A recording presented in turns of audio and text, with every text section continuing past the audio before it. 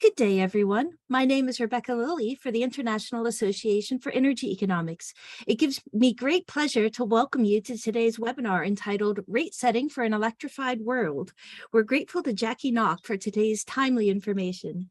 First, a little bit about the IAEE. We are the largest association specializing in the field of energy economics and provide a forum for the exchange of ideas, experience, and issues among professionals interested in the field. The organization produces 2 professional journals, a newsletter, and holds conferences and virtual presentations, along with a host of other products and services that you can find at our website at www.iaee.org. If you're not already a member of the association, we welcome you to join. A few housekeeping matters in regards to today's webinar before I hand things over to Jackie. First, this webinar is being recorded for those that cannot participate in today's live event. If you have questions for our panelists, please click the Q&A button at the bottom of the Zoom window and type your question.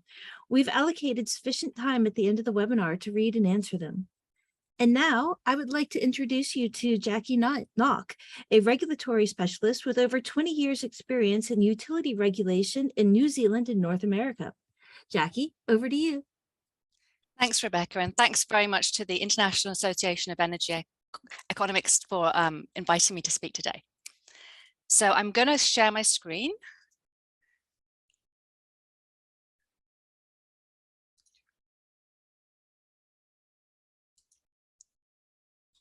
Oop.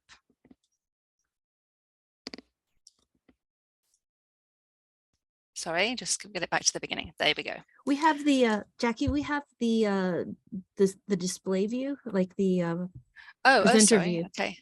Okay. Let me just.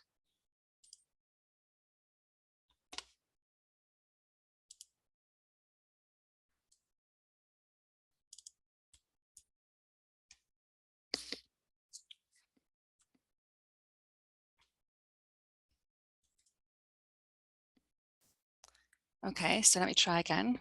Okay.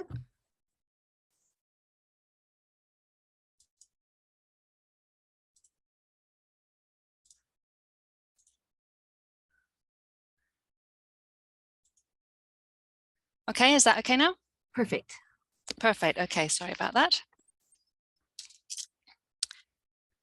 So my name is Jackie Nock, and as I said, I'm a regulatory specialist with over 20 years experience in utility regulation in New Zealand and North America. The topic of my webinar today is my article, Rate Setting for an Electrified World, which was recently published in the Second Quarter Energy Forum. But first, a disclaimer. This webinar and my related article represent my own personal views and has been undertaken on my own time and not as part of my work for any regulator or utility. The presentation will be around 20 minutes, and I'll be happy to take any questions at the end.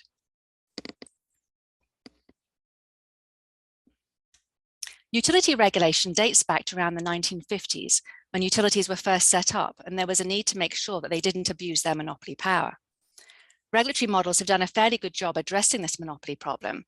And while there can be differences in jurisdictions in market design and the level of incentive regulation, the basic nuts and bolts of how utility regulators do their job is fairly similar worldwide. This includes allowing the utility to earn a fair return on its rate base and setting rates such that the cost of the utility are fairly recovered between its customers. The problem we have is that the 1950s is a really long time ago, and yet utility regulators are still focused on the monopoly problem. We can use our tools to get really good at addressing this problem, but if we ignore other problems that have been risen since the 1950s, we may not be doing a great job for customers overall. So what are these new problems that have come up? Probably the most significant one is the need to decarbonize in order to meet climate goals. Other problems that were not around in the 1950s include extreme weather risks arising from climate change, such as heat waves, floods, and wildfires, and cybersecurity risks. How would regulators have been set up if all these problems were around in the 1950s? I suggest this probably would have resulted in the development of a different regulatory mandate and processes to the ones we are working with today. We still have the monopoly problem, so showing that rates charged by utilities are fair, just, and reasonable would still be on the regulator's to-do list. However, the tools that we may need to help reduce the cost of decarbonisation and address extreme weather risks and cybersecurity risks could well be different from the tools that we have today. Mark Carney describes in his book, Values, how the finance industry using a small team of experts, set themselves a task of going through a fundamental reordering of the financial system so that every financial decision would take climate change-related risks into account. I think this would be a great approach to take for utility regulation. My article, Rate Setting for an Electrified World, does not take on this whole task. Instead, it attempts to just get the ball rolling by looking at just one risk, decarbonisation to meet climate goals, and just one regulatory activity, rate setting. My article assumes that we have done an inquiry to get some visibility into the decarbonisation risk, and that electrification of buildings, along with transportation and many industrial end uses, has been identified as a likely outcome of meeting decarbonisation targets. If you disagree with this assumption, it shows the importance of doing this kind of inquiry to get visibility into the decarbonisation risk and have a public debate over key input assumptions. If significant electrification is the likely outcome of decarbonisation policies, this creates a new risk for natural gas utilities, electric utilities, and their customers. For example, if utility rates and programs discourage customers from fuel switching to electricity when they are replacing their existing gas equipment, this could increase the cost of building electrification to customers. If poorly planned, electrification could also result in the cost of the gas network and the more expensive clean gas substitutes being borne by those least able to exit the gas network, such as low-income customers, renters, and industrial customers. It could also result in unnecessarily high electric costs or reduced reliability to serve the new electric load. To mitigate these risks and support an efficient, fair, and safe transition, regulators could update their regulatory processes. I've identified 4 changes to regulatory processes that could be used to lower the cost of electrification to meet decarbonisation goals, with a focus on rate setting. These are: address regulatory silos between gas and electric filings, align utility employee incentives through the use of bonuses, competitive pricing to gain new electrification load, and congestion pricing to lower the cost of integrating this new load. This list is not intended to include all the changes that may be needed, such as around long-term planning, and some of the options could require legislative changes to the regulator's mandate. However, it's merely intended to be a starting point for discussion. So first, address regulatory silos. As I said, regulatory processes are still generally structured around the 1950s monopoly utility problem definition, with regulators generally agnostic regarding customers' fuel choices. Gas and electric utilities file their rate design applications separately, and they are reviewed independently from one another. However, when making investment decisions, such as replacing heating equipment, customers compare offerings from their gas and electric utility, which can include utility retail rates, energy efficiency incentives, and extension policy. Where electrification is the lowest cost way for society to achieve emission reduction targets, shouldn't the pricing signals utilities send support this outcome, or at least not discourage it? This may seem like an obvious approach to customers who may expect that regulators are doing this already, but it's not an approach generally used by regulators due to the siloed nature of regulatory proceedings. To address this, regulators could move from the existing siloed approach, where gas and electric utility rate design, energy efficiency, and extension policies are reviewed separately from one another, to a holistic view. Utility revenue requirements applications and cost of service studies would still be undertaken separately, with total revenue set to allow a fair return for the utility and fair cost recovery between customer classes. However, when it comes to rate design, energy efficiency programs, and extension policies, the regulators would combine all of these gas and electric filings. The regulator would then review this bundled filing from the perspective of the end-use customer by looking at the service being provided, such as transportation, building, heating and cooling, and industrial processes. For example, assume electrification of buildings is identified as the lowest cost way to meet decarbonisation targets. The regulator may determine that energy efficiency programs encouraging customers to invest in gas equipment are not in the public interest, or that utility contributions under its extension policy should be reduced or removed where there is a concern that the customer will not be there for the economic life of the asset. For rate designs, to encourage electrification of building, the variable charge for natural gas rates might be increased relative to the fixed charge, while for electricity rates, the opposite could occur. Transportation also requires a holistic approach, as the electric service provided to any one transportation customer can occur at many different metered locations. Specifically, while the majority of a customer's electric vehicle charging occurs at home, EV owners also make use of public EV charging stations at their workplace and when traveling longer distances. Setting rates for public charging stations on a siloed basis ignores this fact. The starting point for a review of residential public charging rates would therefore have to take into account any profits made from home charging. I think to properly reflect the reality of this new load, a costing study should amalgamate revenues and costs from public charging with an estimate of the revenues and costs from EV home charging. Any utility incentives paid to encourage EV charging could also be included in the total costs. Under this approach, even if revenues from public EV charging stations do not recover their total costs, they could be considered fair overall if the total transportation revenues recover total costs. The profits made by the utility from home charging can therefore be used to offset any losses from public charging.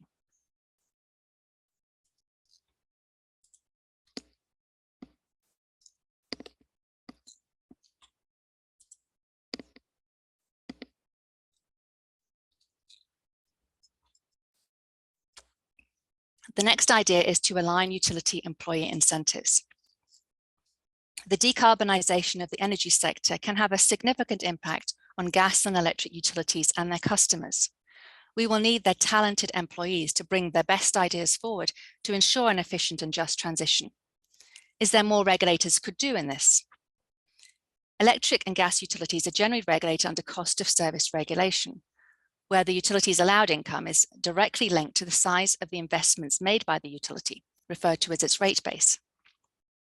Electric utilities under cost of service regulation therefore do not have a clear financial incentive to propose, for example, time of use rates, as they could reduce the need for supply-side investments. A gas utility would also have no incentive to design rates that encourage electrification. In both cases, its actions would reduce the utility's rate base and so decrease their allowed income. Studies have been made in many jurisdictions to address this disincentive through alternative forms of regulation, such as performance-based regulation.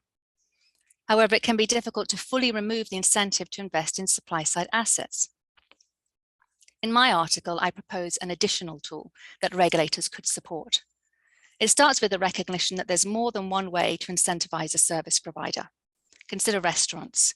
You pay the bill at the end of the meal, but also tip your server.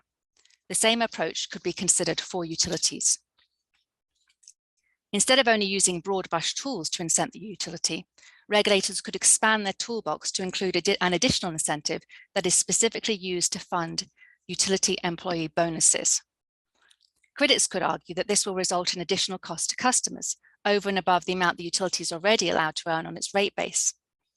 However, this could be a relatively low-cost way of mitigating the bias towards supply-side investments and so result in lower costs to customers overall. There could also be a concern of regulatory overreach. Regulators do not micromanage utility employee incentive programs. However, this option provides utility employees with an opportunity to increase their earnings while preserving the ability of the shareholder to earn a fair return on existing assets. It could also mitigate shareholder stranded asset risk by discouraging unnecessary supply-side investments. Utilities may therefore not be opposed to the idea. In addition, the UK regulator Ofgem already uses a similar employee bonus approach. Ofgem asks utilities to demonstrate how they intend to align the structure of pay and reward within their organisation to the delivery of their business plan commitments. Mark Carney also states in his book Values that for the finance industry, embedding desired net zero transition metrics into executive compensation is emerging best practice. So what could this look like for electric and gas utilities? For electric utilities, the incentive pool could be tied to achieving electrification targets.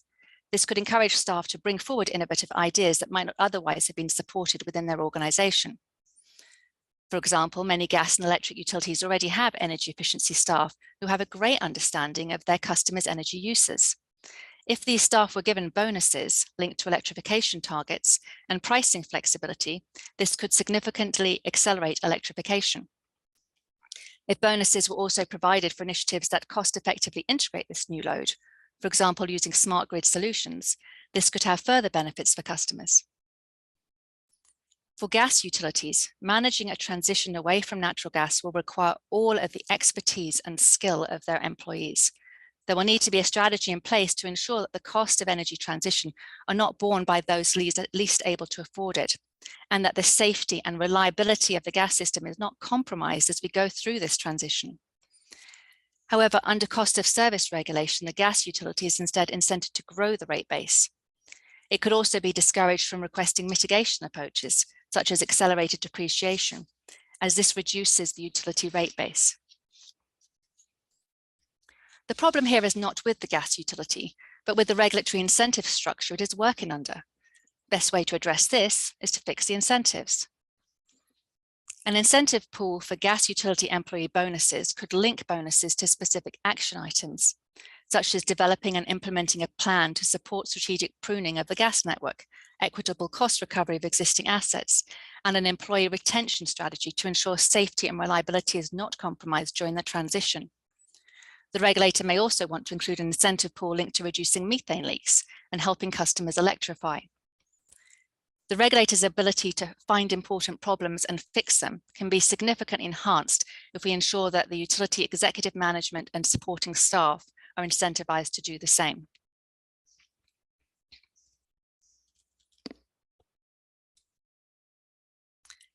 The third idea is support for competitive pricing.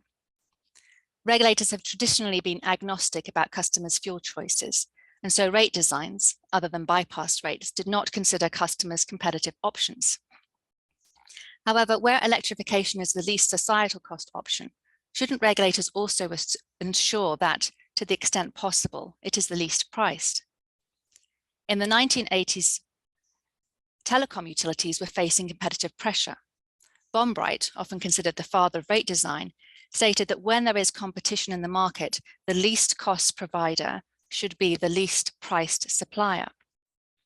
That would mean that when a customer is looking to replace their existing heating equipment, heat pumps should ideally be a cheaper option than a gas furnace.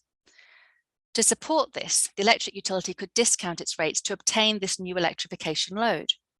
The electric utility could also decrease its variable charges relative to its fixed charges, while the natural gas utility does the opposite.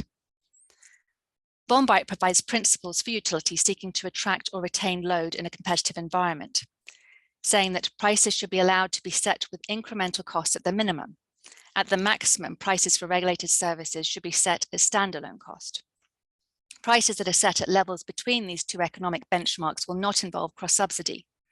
Within these bounds, considerable pricing flexibility should be allowed. This competitive pricing approach could allow the electric utility to obtain new profitable load that would not otherwise be able to be obtained under the regulated tariff. It should therefore benefit all customers, some contribution to fixed costs being better than none. For larger customers, this could result in a move from standardized tariffs to negotiated contracts. And for residential and commercial customers, it could result in discounted rate options for customers switching to EVs or heat pumps. There could also be areas where electrification is considered the lowest cost option from a societal perspective, but where the electric price, even when set at incremental cost, is still too high to incent the customer to fuel switch. An example could be large industrial customers where significant investment in new transmission infrastructure is needed. In these cases, government may want to provide funding to bridge the gap or put in place codes or standards to require the customer to fuel switch. This approach assumes and ensures that the cost of electrification to meet decarbonisation objectives is not disproportionately borne by electric utility ratepayers.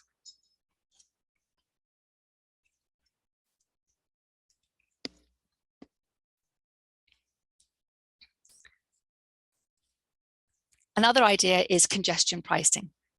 A key issue with electrification is how to efficiently integrate this new load. One option is to use time of use pricing to encourage customers to shift load away from peak periods. A key question for rate design analysts then becomes how to set the peak and off-peak pricing differential. Bombright states that the peak off-peak differential should reflect the utility's marginal costs. However, this is easier said than done given the lumpy and regional nature of network investments. In addition, customers don't always respond efficiently to efficient pricing signals. Utilities could easily end up in a circular situation of designing rates with only small off-peak pricing differentials on the basis that the customer response will be too small to defer network costs. The experience of Orion, an electric distribution network located in New Zealand, is illustrative of an alternative approach to setting the peak and off-peak differential. This is referred to as congestion pricing. Around 1990, Orion was facing a congested network and so put in place pricing signals to encourage customers to shift off-peak periods. Orion describes its approach as follows. Like roads, electricity networks have rush hours where loading levels peak and capacity is fully utilized. Orion's rush hours typically occur on cold winter mornings when residential load coincides with the start of the business day, and again on cold evenings when people arrive home from work and turn on their lights, heaters, and cook their evening meal. One solution to cope with these relatively short periods of high loading is to expand our network's capacity, much like making roads bigger to handle more traffic. But this is very expensive, especially given that the additional capacity is not needed 98% of the time and would mean price increases. We think it makes better sense to promote other cheaper options, such as load management, where we reduce the electric load on our network during peak periods of demand. We can do this by heating hot water cylinders at off-peak times and through pricing that encourages off-peak electricity use. Orion's peak-off-peak differential for residential and small commercial customers is around 3:1. And by 2010, this resulted in a reduction of peak demand of around 10%, with direct load control contributing an additional 10%. This resulted in significant cost benefits for all customers. The key point here is that Orion did not base its peak-off-peak differential on a marginal costing study. Instead, Orion's approach was based on the differential needed to elicit an efficient customer response. This is consistent with Bond-Bright's efficiency rate design principle to discourage the wasteful use of public utility service while promoting all use that is economically justified. Efficiency here is therefore not defined as signaling utility marginal costs, but instead getting an efficient customer response. This whole of market approach recognizes that customers don't respond efficiently to efficient pricing signals. The congestion rate would still have to be evaluated against all other Bond-Bright rate design principles, but at least a rate design that could defer the need for new supply side investments would be evaluated. In summary, there are significantly new risks facing the energy industry that were not around when the existing regulatory processes were first designed. My electrification article aims to highlight the need to address these new risks by identifying potential changes to existing regulatory rate setting processes that could help lower the cost of electrification. However, it's only the starting point of this journey. By working together and with sufficient resources, we should be able to provide good solutions and great pathways going forward. Thanks for listening, and I look forward to any questions. So I'll stop sharing now and I'll have a look at the questions.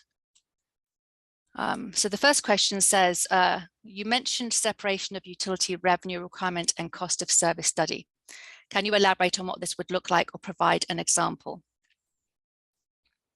So this is in the context, I'm assuming this is in the context of the, not the EV rates, but of the first item I was referring to, but I will go through and talk about both of them.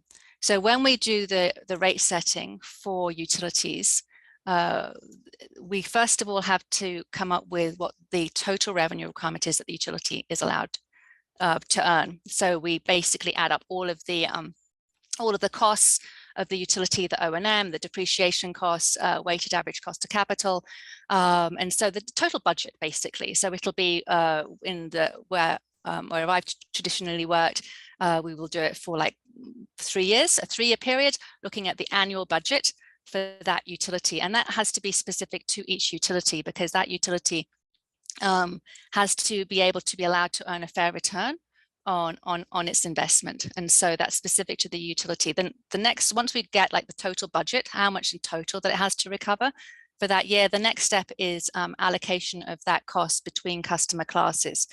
And so that's done in a cost of service study. And what we do there is we look at the revenues from like residential, commercial, industrial customers that the utility receives. And then we do a costing study that tries to figure out how we can split the total cost for the utilities fairly among those customer classes.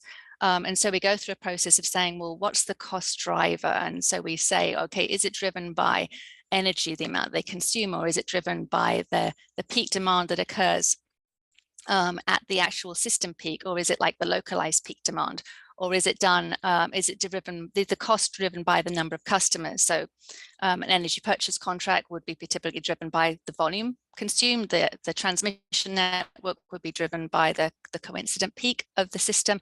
Distribution would be driven by the non-coincident peak, and let's say meter costs, billing costs would be by customer. So you then go through a process of then using that to then allocate that through to the different customer classes. So you have a total pot then. So you allocate the costs through to the revenue, the cost to the residential, commercial, industrial customers.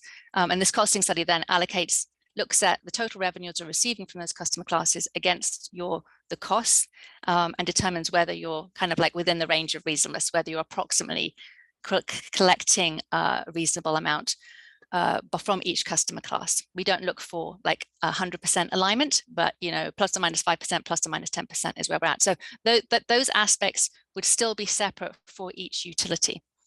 The difference here would be when it comes to rate design. When it comes to rate design, you no longer look at the costing study. You've got the pot that you need to recover from residential customer classes.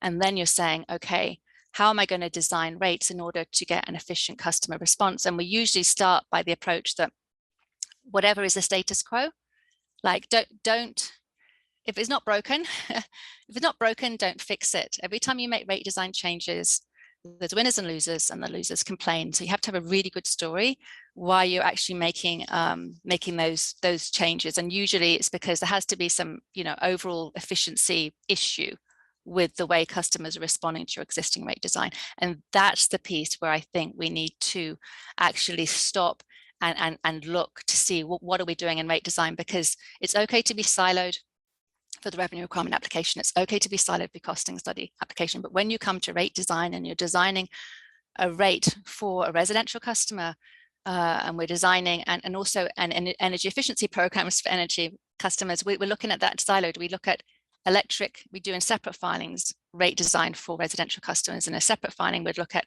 energy efficiency programs for residential customers, and we do electricity separate from gas. And that's not how the real world works. So a residential customer will be seeing all these pricing signals and will be making a decision. And it's that piece that I think it's important to actually, if the end result of buildings is electrification, and I'm not saying that is, we haven't done an inquiry to determine that, but if that is the end result, I think we need to start then looking at the rate design and vision programs from that holistic perspective. So hopefully that answers, and if not, send me another message. And so the second question from Tim: with the growth of renewable power generation, at a lot of times the marginal cost of generation is zero and costs would have to be covered through risk, scarcity prices. Do you have any thoughts of how to handle that, e.g. subscription pricing?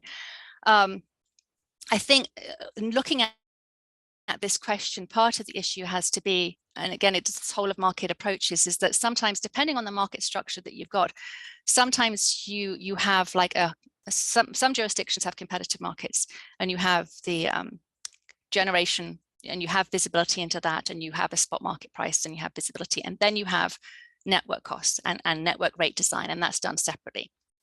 And then at the end of the day, you have the customer at the end of this looking at this pricing signals. And what I have seen in those markets that have been unbundled is that people do a lot of effort in trying to get very trying to see if they can really flow through that generation pricing signal through, because you have visibility, you know what your marginal costs are, you can send those through. But let's say, and I used to work in New Zealand, for example, and so, but then we have a situation that at the end of the day, it all gets bundled by the retailers, and we have to look at what does it look like at the end of the day to the residential consumer. And the residential consumer don't see generation different from the network charging. It's like when you buy an apple at a grocery, you're just buying the price of the apple. They don't split up like this is the cost of transportation of the apple and this is the cost of the apple. You're just reacting to that final bundled price. So what I think we need to do for those markets that are unbundled is think about it from a more of a holistic perspective, and you can use think about the reaction that you want from customers.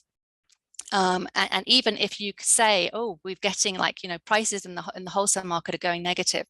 Let's see if we can get that pricing signal through to customers. What we really want to do is price customers to consume more. And I think we need to look at it from the end perspective and trying to see maybe if we can get the network charges to help emphasize that. So we have negative pricing coming through on the generation side, but we could emphasize that, we could over signal using the network prices. It's a little bit, I said, it's harder in markets that are unbundled. And when I've had discussions with this on the networks, they're kind of like horrified. It's like, why should we change our pricing to like use that to over signal what's going on in the wholesale market? But at the end of the day, you want customers to have an efficient response. And that's the kind of thing that Orion did. Orion over signaled. They actually used their distribution pricing to over signal what they were also seeing in the wholesale market. And so customers got the double benefit through the over signaling. By actually, not only did it decrease the prices on the network because the network were able to defer expenditures, but also it helped put downward pressure on wholesale prices. Well, for jurisdictions where you have vertically integrated utilities, it's easier. It is easier to look at it from the end use customer perspective. So you can sort of, as I said, you go through the costing study and you look at generation and you look at your network, but then when you're actually looking at the rate design for the residential, commercial, industrial, you bundle it all together and you look at it from the perspective of what kind of response do you want from customers? And so you can use these network charges to over signal, to use more, to use less, or to shift. And so there are certain ways so that's doing it through the rate design. There are certain things where you can opt in. I know in BC, for example, we had a critical peak pricing rate back in the day, and that was where the when the US prices were spiking, we would pay our industrial customers to curtail, and they would get a share of the savings. So these kind of models, those options you can layer on to what is out there. So yes, I do think we need a lot more innovation. We need to look at it from the perspective of the customer. We need to get that two-sided market. Oftentimes the pricing signals are there on the supply side and nobody's really reacting or responding to it. And if you don't get both sides of the market working, the supply and the demand side, it's not going to work well for customers overall. But then it comes back to this underlying question of, are utilities being held back in being innovative in this regard? Like if you can kind of see this obvious innovation that should be occurring, and utilities are not hungry for it, the question probably comes back to, are they incentivized to actually do it? And I would be horrified if you've got people at the utilities with brains the size of planets coming up with these brilliant ideas, and they pitch them to their executive, and the executive goes, well, you know, what's in it for us? We don't want to do anything that might be seen as failing. We'll just stick with the status quo. We don't want to do stuff that discourages supply side investment because that reduces our returns, which is why at the end of the day, I think we need to, you know, focusing on getting the incentives there. It's not the role of the regulator to do all this, you know, to do all this. There's people a lot more better qualified with better experience on this. And this part of it comes back to the whole idea of where are we going in this, and getting visibility into what the market will look like and how will customers be consuming energy in 2030, 2050, and then working back from that. And so one of the things I'd like to touch on, if there's time, is I'm just going to pull back up my presentation, and I'm just going to touch on another piece I'm working on, which kind of like tackles it from a higher issue. And I'll just share my screen again.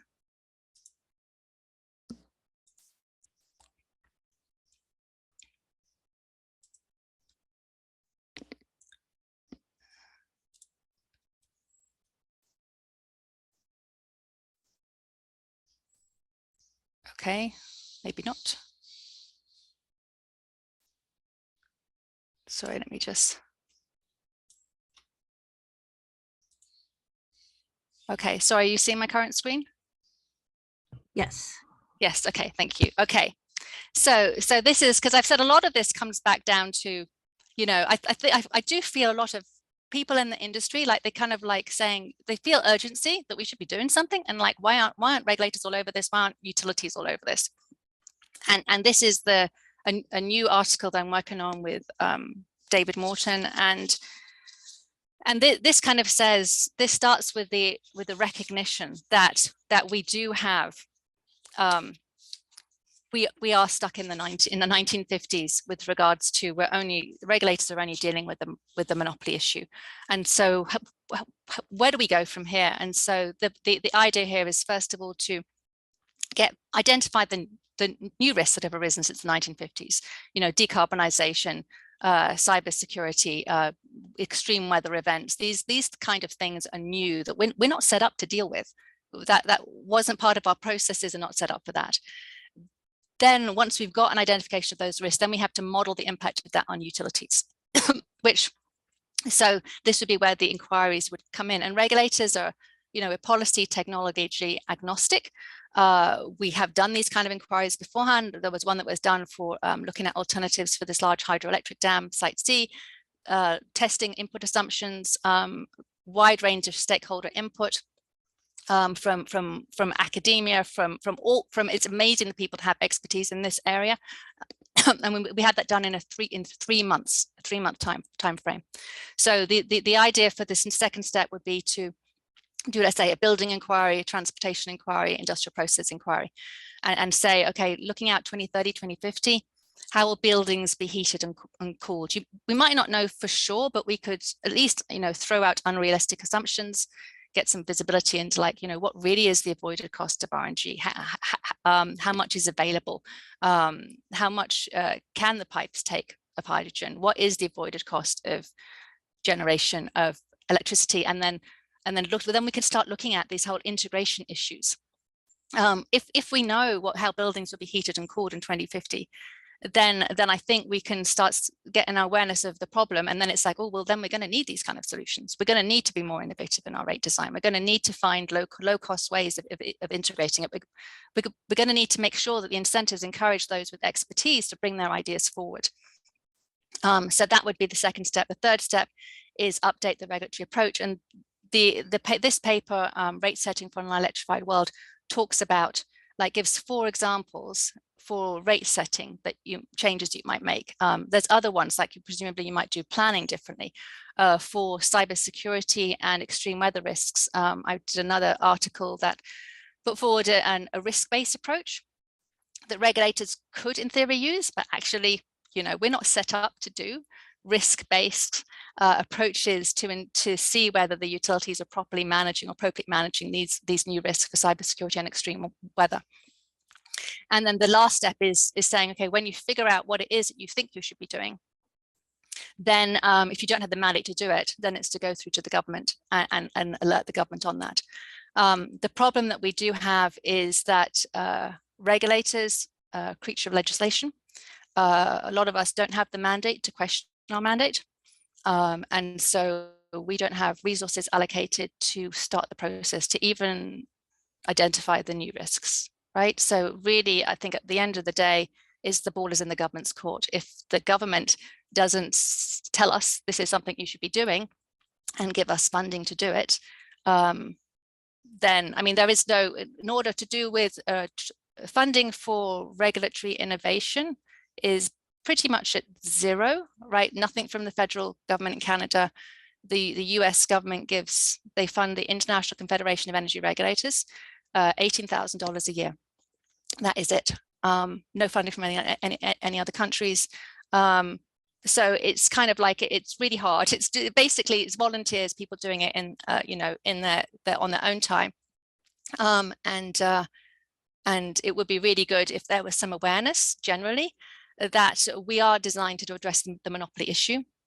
There are new issues coming up, and regulation should be revisited to look at these new risks. but that requires funding. And we're just hoping, I'm hoping that there is, through these dialogues, through these discussions, that there will be a recognition that that we do need these changes.